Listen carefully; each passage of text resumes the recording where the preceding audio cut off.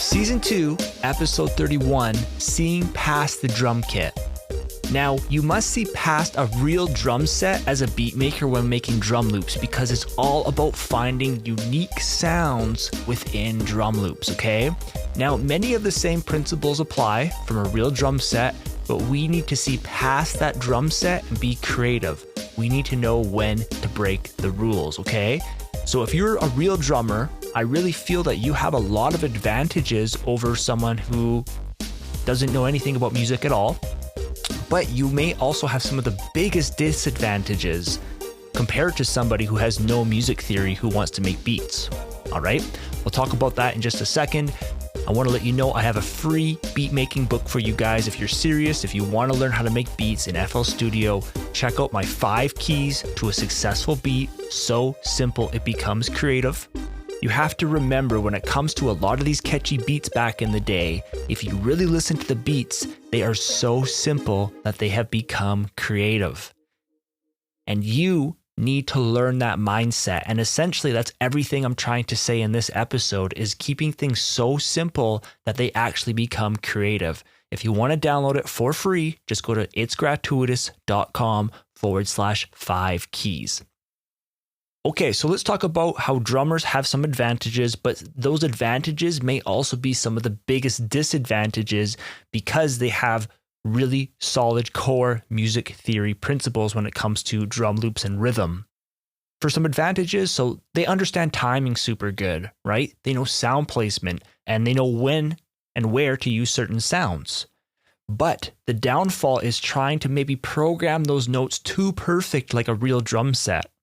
They're not using unique sounds in their drum loops because they're so used to using the real sounds off of a real drum set. And they may be trying to follow real music principles too closely. When you listen to some of the catchiest beats over the years, they're unique. Sometimes, yes, there's actual real drummers within the beats, but many times these beat makers have taken these sounds and they've made them unique in their own way, and they're just so fresh and they're just so unique. And that's what you need to learn as a beat maker, okay? So let's just quickly talk about how we acquire one-shot drum samples to make our drum loops, okay? So we call them drum kits, sound packs, or sound kits. And the biggest thing I always tell you guys when it comes to purchasing a sound pack or a drum kit is you need variety and quality. Okay, I talked to you about this in my Safe Spots book. It's all about creating awesome drum loops. Safe Spots is a book as well as a course. There's also some drum samples that you can get in a bundle by going to itsgratuitous.com/safe spots. You guys can always reach out to me if you want more information about that. So when it comes to variety in our drum kit, I'm always telling you that you don't need millions of sounds. The more sounds you acquire, the bigger hard drive you need, but you also need enough sounds that enable you to be creative. For example, do you have different styles of shakers? Do you have different styles of hi-hats? Do you have different styles of kick drums, different styles of snares? And then for quality, that's pretty straightforward, but essentially it's no distortion and that the sounds hit nice and hard, they're clean, they just enable you to be creative. Now, when it comes to using our one-shot drum samples to program our drum loops, because again, around here, we are not using pre-made drum loops or pre-made MIDI, MIDI packs or anything like that. We like to create everything from scratch. That's what I always teach you. So to use your one-shot drum samples, we do use many of the same principles of a drum set, but again, we're just looking past that drum set to be creative. For example, we still use the kick drum for the bass and for like the rhythm of the track. The snare, right? We use the snare to keep the beat on time. And we also use hi-hats and cymbals for excitement. And when it comes to toms, yes, you can add those in your drum loop, but many times those are really powerful for a transition, right? When I talk to you about audio painting, again, you can check out my audio painting book on Amazon or just visit my website and you can grab my book bundle.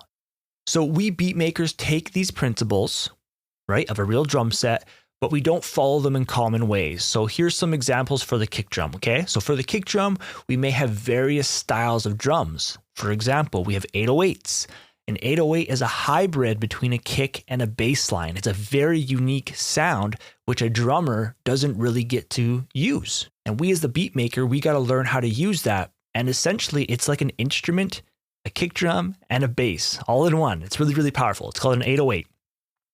We have big drums. Now, these big drums, they can't be created from a real drum kit. These are typically processed off of a virtual instrument through synthesis, and they're big and they hit hard. Sometimes they're tricky to mix, and you have to use them in such creative ways. We also have short-tailed drums, okay? These are drums that hit you in the chest. They cut through super hard, and we're using them in unique ways. Now for the snare and clap, right? So the sound itself, when it comes to a snare and a clap, like I said, it does keep the beat on time, but the actual snare and clap break free from actually using a snare and a clap. And what does that mean? Well, the actual sound still has to follow that same principle for like an aggressive transient, and it really has to kind of pop through. But it doesn't have to be a snare and it doesn't have to be a clap. And how you can break free from always using like the same kind of snare and clap sound is try layering, or again, just like trying different effects, or just chopping them up, or whatever you want to do. Try to break free from the snare and the clap for that 2 and the 4. Okay, so when I make my drum loops, typically I do stick to more basic. My snares on the 2 and the 4. I know that some producers like to use double time where the snare goes on the 3, but if you do double time in FL Studio, you're not really able to take advantage of the swing knob as much. So I like to keep it more original, or like more kind of classic, in a sense that keep your snare on the 2 and the 4, then you can use the swing knob very often when you're making your drum loop within FL Studio, okay? So again, those are just some ideas for the kick drum, right? We have 808s, big drums, short-tailed drums. We're still using that same kick drum philosophy from a drum set, but we're being creative with it, okay? When it comes to the snare and the clap, again, yes, you can use the clap, yes, you can use the snare, but you want to try to break free from that rock music sound. All right, so here's some ways to see past the drum set. You want to try unique things and try to find something that works. It's the only way to find your own sound.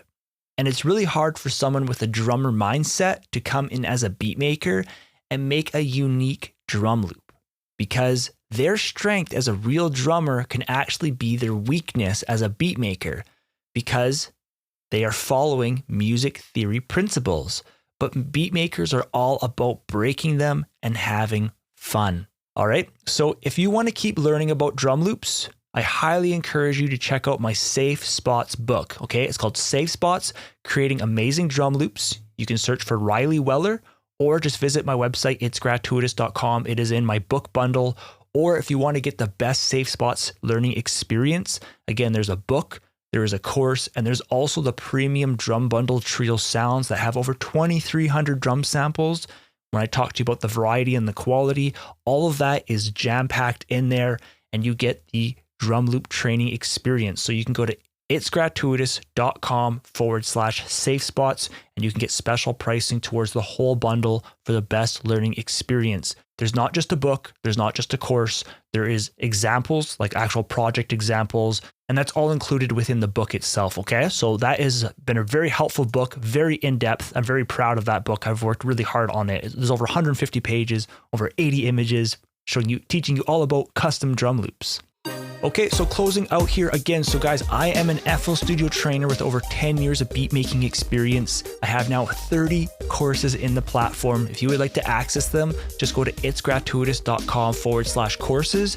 And if you would like to start slow, check out some of my free tools for beat makers by going to itsgratuitous.com/resources, okay? On that page, you will find that 5 keys to a successful beat book. Tons of valuable tips in there. I'll talk to you guys in the next one, and always feel free to send me an email and reach out. Thanks for listening. I'll talk to you in the next one.